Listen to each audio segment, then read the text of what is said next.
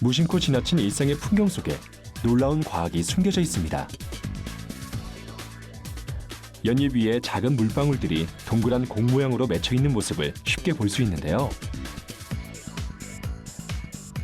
물방울들이 꼭 연잎 위에서 춤을 추는 것 같네요. 왜 연잎은 물에 젖지 않고 이렇게 물방울을 튕겨내는 걸까요?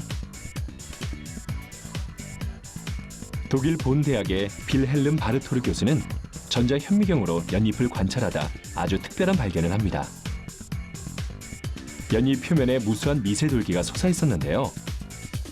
이 돌기들이 연잎에 물방울이 닿지 않도록 지탱하고 있었습니다. 그래서 물방울이 동그란 공 모양을 유지하며 굴러다니다 입 밖으로 떨어졌던 거죠. 빌헬름 교수는 이런 특징을 연잎 효과라 이름 붙였습니다. 이 원리는 오늘날 방수 기술의 첫 출발점이 되었습니다. 물속 촬영이 가능한 카메라에서 1m 물속에 30분간 담가도 고장나지 않는 전자기기들까지 우리 생활에 엄청난 편의를 몰고 온 다양한 방수 기술과 놀라움으로 가득한 일상 속 방수 이야기. 물과 친해지다. 생활 속 차단 과학, 방수의 모든 것. 그 놀라운 이야기가 지금 시작됩니다.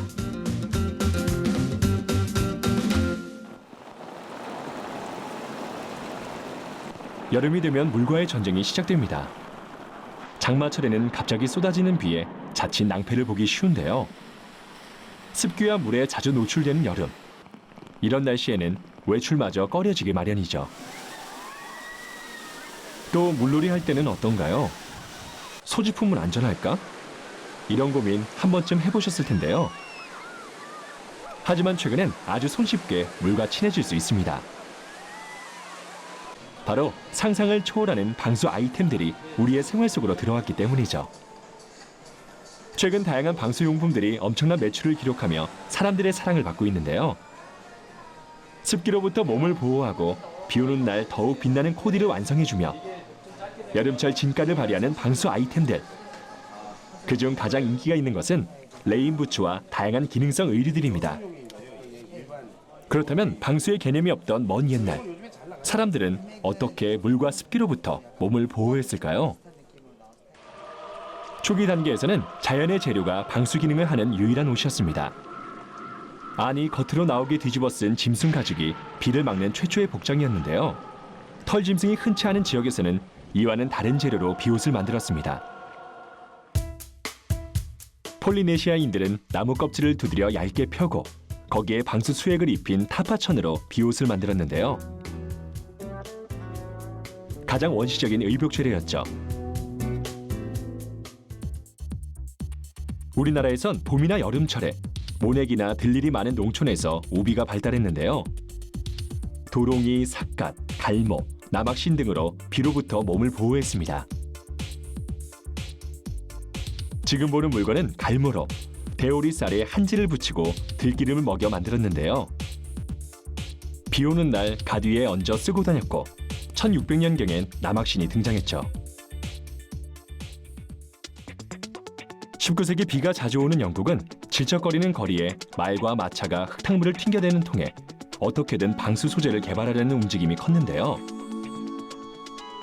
레인코트가 탄생하기 전에는 천의 오일을 먹여 방수 효과를 낸 코트를 입고 다녔습니다. 레인코트는 1823년 스코틀랜드의 화학자 찰스 매킨토시가 개발했는데요. 처음엔 고무를 얇은 천 위에 코팅해보았지만 문제가 발생했습니다. 고무가 너무 끈적끈적하고 지독한 악취까지 풍겼는데요.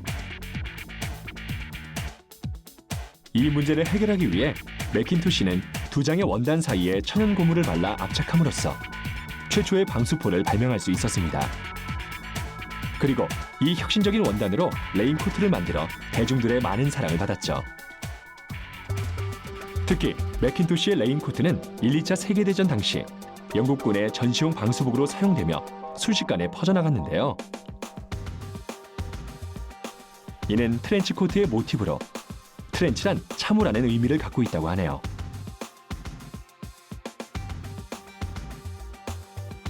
레인부츠 역시 19세기에 탄생했는데요. 당시 프랑스 사람들은 비와 진흙으로부터 발을 보호하려고 라막신을 신고 일했습니다. 그 모습을 본 허친슨이 레인부츠의 필요성을 깨닫고 1853년 신소재인 고무를 이용한 레인부츠를 만들었는데요. 허친슨의 레인부츠는 비는 완벽하게 막아줬지만 발에 습기가 차는 것이 단점이었습니다. 그래서 사람들은 고무 장화나 초기에 고무로 코팅한 섬유들의 단점을 보완할 수 있는 신소재를 연구하기 시작했죠. 물방울은 차단하고 의복 내의 습기는 밖으로 발산시키는 투수 방수 원단. 이것이 바로 현대의 방수천입니다. 그 기능을 알아보기 위해 한국의류시험연구원을 찾았는데요. 이것은 다양한 섬유의 품질을 연구하는 곳입니다. 과연 오늘날 방수원단의 기능은 어느 정도 수준에 올라와 있을까요? 우선 방수의 정의란 물을 막는 것입니다.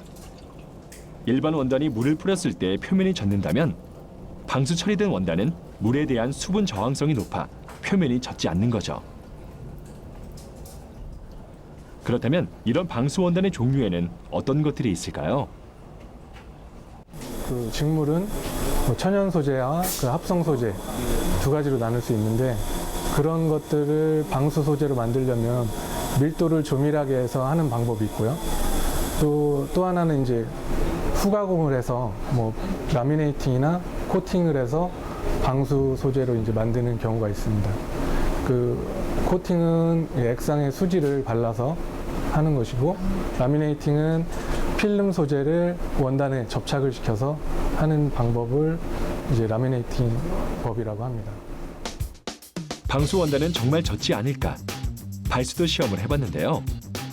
45도 각도로 원단을 고정해 놓고 증류수 250ml를 노즐을 통해 뿌렸을 때 정말 방수가 되는지 확인했습니다.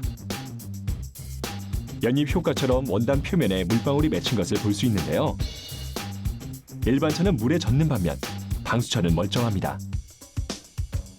하지만 완벽한 방수가 좋은 것은 아닙니다. 최근 방수천의 포인트는 물은 막되 습기는 내보내는 투수 방수 원단이죠. 일반적으로 방수는 그 원단 표면에서 물이 원단 표면에서 이면으로 침투하는 것을 막는 것을 얘기하고요. 투습은 반대로 이면에 있는 수분이 표면으로 발산되는 것을 투습이라고 합니다.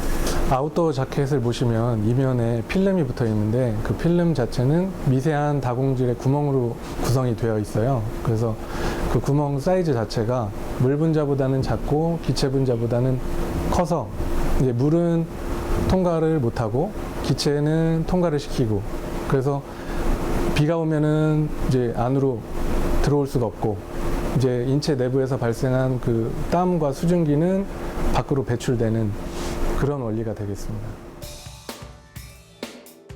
예로부터 방수 가공은 고무나 비닐 등의 막을 원단 위에 형성해 공기가 통하는 미세 구멍까지 막아버리는 원리였는데요. 최근의 투수 방수 가공은 인체 내 땀은 증발시키면서도 물은 막아줍니다. 기존의 방수 소재가 비옷을 입을 때처럼 후텁지근한 것이라면 투수 방수 소재는 땀을 배출하기 때문에 뽀송뽀송한 상태를 유지하는 석권 기능까지 갖췄습니다. 이것이 바로 투수 방수 원단을 확대한 사진인데요.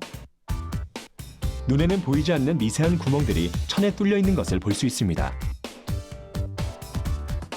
그렇다면 이렇게 수없이 많은 구멍으로 이루어진 투수 방수 원단이 물을 잘 막아낼 수 있을까요? 투수 방수 원단의 방수 효과는 어느 정도일지 궁금합니다. 기능성 검사 중 하나인 내수도 시험을 해봤는데요. 내수도 시험은 강우에 견디는 내수압을 알아보는 겁니다. 이건 기포를 없애주려고 이렇게. 내수압 수치가 높을수록 방수가 잘 된다고 볼 수 있습니다. 내수압 시험기를 사용해 지름 11.4cm의 원형 클램프에 시험 원단을 물린 다음 수압을 상승시켜 시험편 뒷면에 물방울이 맺히는 순간의 수압을 측정하는데요. 우선 청바지 소재부터 시험해봤습니다. 시작한 지 얼마 되지 않아 천에 물방울이 맺히기 시작하는데요.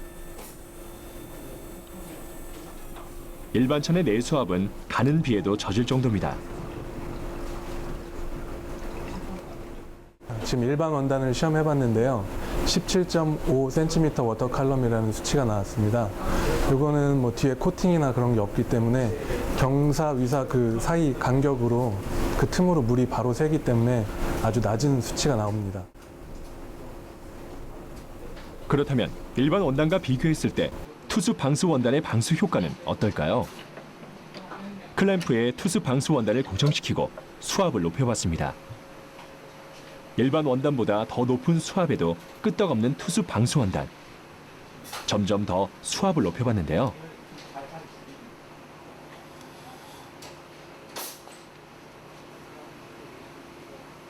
내수압이 점점 올라가도 물방울은 새어나올 생각이 없습니다. 184를 넘는가 했더니 시간이 지나 1000cm 워터 칼럼에 다다랐습니다. 이는 호우나 폭풍 외에도 끄떡없는 수치인데요. 물방울은 단 한 방울도 새어나오지 않았습니다. 네, 지금 코팅 원단을 시험해봤는데 지금 시험기 용량이 1000cm 워터 칼럼인데 그 용량까지 물이 새지 않았습니다. 그 방수 기능이 있다고 보여집니다. 방수는 비단 의복이나 신발에만 적용되는 것은 아닙니다. 휴대전화를 물에 넣고도 통화가 가능하고 수조에 휴대전화를 빠뜨려도 정상적으로 작동합니다.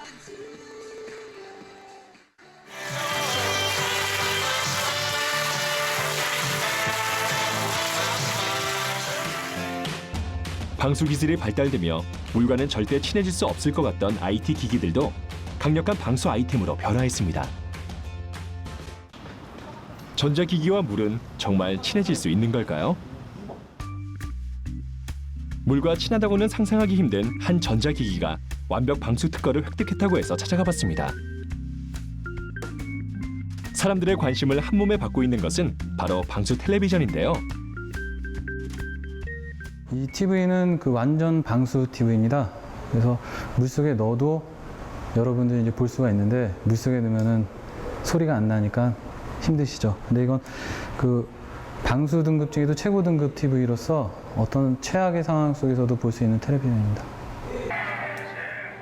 위에 특수 섬유를 입히는 방수 원단과는 달리 방수 텔레비전은 주방용 밀폐 용기처럼 방수를 위한 조립의 개념으로 물이 들어갈 틈을 주지 않았습니다. 일반 텔레비전의 경우 에너지를 빛으로 바꿔야 해서 많은 열이 발생하고 그 열을 배출하는 많은 구멍이 필요한데요. 이 텔레비전이 공기가 좀 방수 있으니까 텔레비전의 경우 완전 밀폐를 통해 구멍 하나 없이 자체적으로 열을 식힐 수 있어 완전히 물에 담가도 30분 이상 정상적으로 작동한다고 합니다. 방수 원리라면 완전히 밀폐시키는 거죠. 그러니까 공기라든가 먼지라든가 물이 들어갈 수 있는 모든 그 틈을 다 봉쇄시키는 거예요. 그래가지고 새로운 개념의 그 케이스를 만드는 거죠.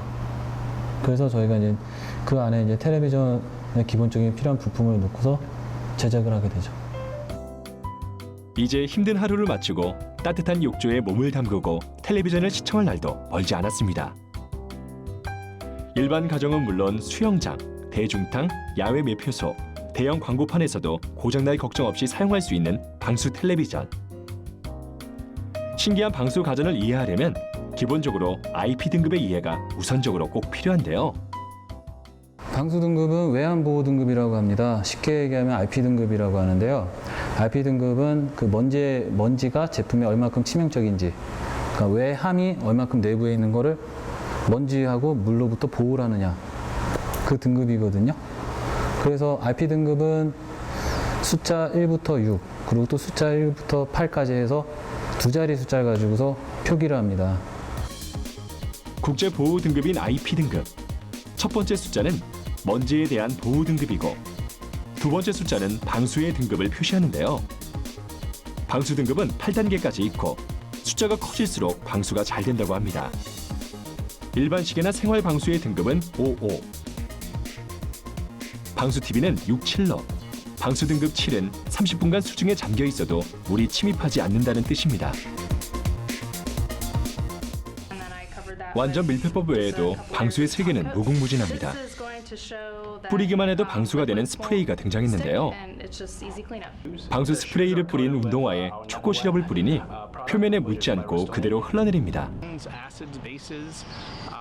또 휴대전화에도 뿌려만 주면 특수 코팅이 되어 잠깐 정도는 물에 담갔다 빼도 전원이 죽지 않는데요. 간편하고 어디에나 사용 가능해 최근 많은 인기를 얻고 있는 방수 스프레이. 눈을 의심케 하는 이런 영상이 정말 현실에도 가능한 건지 우리나라에도 방수 스프레이를 만든 곳이 있다고 해서 현장을 찾아가 봤습니다. 기존의 방수 스프레이는 100% 물을 차단하는 것이었다면 이곳은 90% 방수를 하면서 속에 있는 수분은 빠져나올 수 있도록 친환경 나노 코팅제를 개발했는데요. 한마디로 투습 방수 원단의 원리처럼 발수제를 개발한 거죠.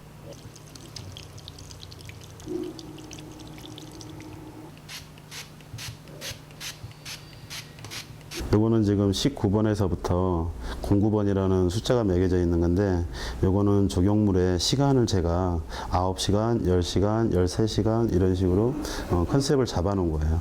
그래서 그 시간에 따라서 표면에서 어떻게 물방울이 맺힘 현상이 일어나는지 그리고 몇 시간 후에 물방울이 스며드는 건지 테스트를 하는 거예요. 어떻게 뿌리기만 해도 방수가 될 수 있을까요? 순수 H2O라는 물과 순수 광물인 SiO2라는 분자를 이용해서 나노 기술을 접목시킨 그런 원리라고 볼 수 있습니다. 또 한 가지는 이 원리의 기본은 연립 효과라고 국제적으로 사용되는 언어예요. 이 연립 효과는 표면에 막을 형성시키는 게 아니고 돌기 형태, 잔터를 형성시켜서 물방울을 입사각도를 크게 만들어서 흘러버리게 하는 원리이죠. 나노 기술을 이용한 발수 스프레이는 물이 흡수되는 모든 물질에 스프레이를 뿌리고 24시간 정도 건조하면 되는데요. 그 시간 동안 나노 입자가 물질로 침투해 아주 작은 두께로 재질의 표면에 나노 코팅을 입힙니다.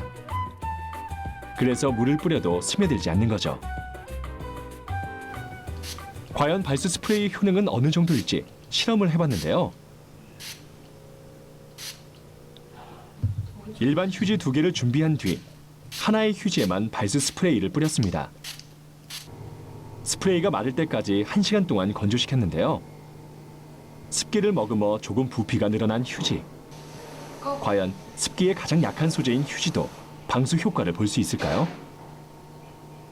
일반 휴지 위에 음료수를 뿌리자 금세 젖어버립니다. 이번엔 발수 스프레이를 뿌린 휴지. 음료수를 뿌리자 놀랍게도 물방울 형태로 휴지 위에 알알이 맺혔는데요. 기울여 보니 휴지는 젖지 않고 물방울 형태로 뭉쳐져 밖으로 흘러내리는 것을 볼 수 있습니다. 그 밖에도 물이 흡수되는 물건과 공간에 모두 효과를 볼 수 있는데요. 나무, 벽돌, 유리, 의류, 신발 및 어그부츠 같은 민감한 소재에도 스프레이를 도포하면 코팅 완료. 재료의 변형이나 손상 없이 반영구적으로 방수 효과가 난다고 합니다. 물이 흡수되는 재질들은 통계적으로 우리가 세탁을 하잖아요. 세탁을 하는데 몇 회 정도 할 수 있나 이게 아마 성능이 될 거예요. 5회에서 10회 정도 할 수 있고요. 하나는 물이 흡수되지 않는 것들은 우리가 횟수로 정하기가 힘들잖아요. 그런 것들은 대략 한 2년 정도 지속 효과가 있다고 볼 수 있습니다. 획기적인 발견이지만 최근 그 원료에 대해 유해성 논란이 끊이지 않았던 방수 스프레이. 하지만 친환경 발수제의 경우 99% 순수 물을 기본으로 한 제품이기 때문에 건강에 아무런 해가 없다고 합니다. 물과 친해지고 실생활이 편리해지는 차단 과학 방수. 코팅, 완전 밀폐, 나노 기술 등 방수 세계의 다양한 원리를 알아봤는데요. 이대로라면 기존 제품을 뛰어넘을 최첨단 방수용품의 등장도 멀지 않았습니다. 과연 물과 친해지려는 인류의 노력은 어디까지 도달할 수 있을까요? 한계없는 방수의 세계, 그 미래가 궁금합니다.